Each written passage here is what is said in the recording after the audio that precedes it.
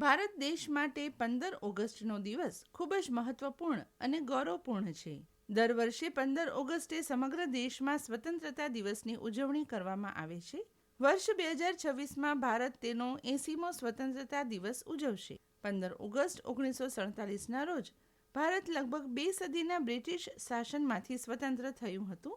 આ દિવસ આપણને દેશની આઝાદી માટે લડનારા સ્વાતંત્ર્ય સેનાનીઓના ત્યાગ, બલિદાન અને સંઘર્ષની યાદ અપાવે છે.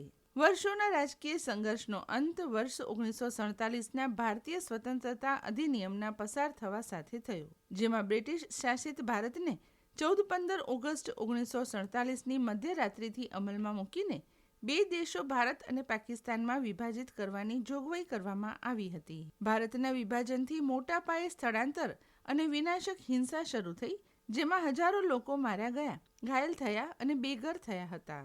14 ઓગસ્ટ 1947ના રોજ મધ્યરાત્રિએ ઘડિયાળમાં કાંટા વાગતા જ યુનિયન જેક યુનાઇટેડ કિંગડમનો રાષ્ટ્રીય ધ્વજને બદલે ભારતીય ત્રિરંગા ધ્વજ આવ્યો, જે એક સ્વતંત્ર દેશનો જન્મ દર્શાવે છે. સ્વતંત્ર ભારતના પ્રથમ વડાપ્રધાન જવાહરલાલ નહેરુએ બંધારણ સભાને તેમના પ્રખ્યાત ટ્રાયસ્ટ વિથ ડેસ્ટિની ભાષણથી સંબોધન કર્યું. આ પ્રસંગે દિલ્હીમાં હજારો લોકો એકઠા થયા.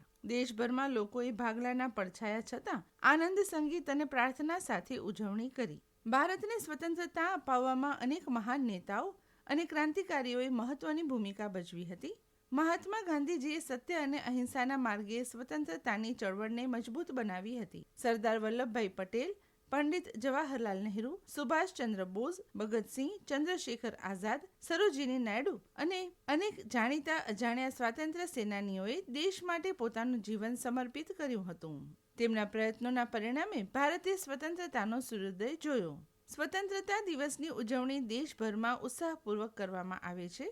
દિલ્હીના લાલ કિલ્લા પર ભારતના વડાપ્રધાન રાષ્ટ્રધ્વજ ફરકાવે છે અને દેશને સંબોધન કરે છે. આ પ્રસંગે દેશની પ્રગતિ, સિદ્ધિઓ અને ભવિષ્યના લક્ષ્યો વિશે વાત કરવામાં આવે છે. દેશભરમાં વિવિધ સ્થળોએ પણ ધ્વજવંદન અને રાષ્ટ્રગાનના કાર્યક્રમો યોજાય છે. શાળાઓ અને કોલેજોમાં સ્વતંત્રતા દિવસની વિશેષ ઉજવણી કરવામાં આવે છે. વિદ્યાર્થીઓ અને શિક્ષકો દ્વારા ધ્વજવંદન કરવામાં આવે છે. ત્યારબાદ રાષ્ટ્રગાન, દેશભક્તિના ગીતો, વક્તૃત્વ સ્પર્ધા, નિબંધ લેખન, કાવ્ય પઠન, નાટક અને સાંસ્કૃતિક કાર્યક્રમો યોજાય છે. વિદ્યાર્થીઓ સ્વાતંત્ર્ય સેનાનીઓના જીવન અને તેમના બલિદાન વિશે માહિતી મેળવે છે.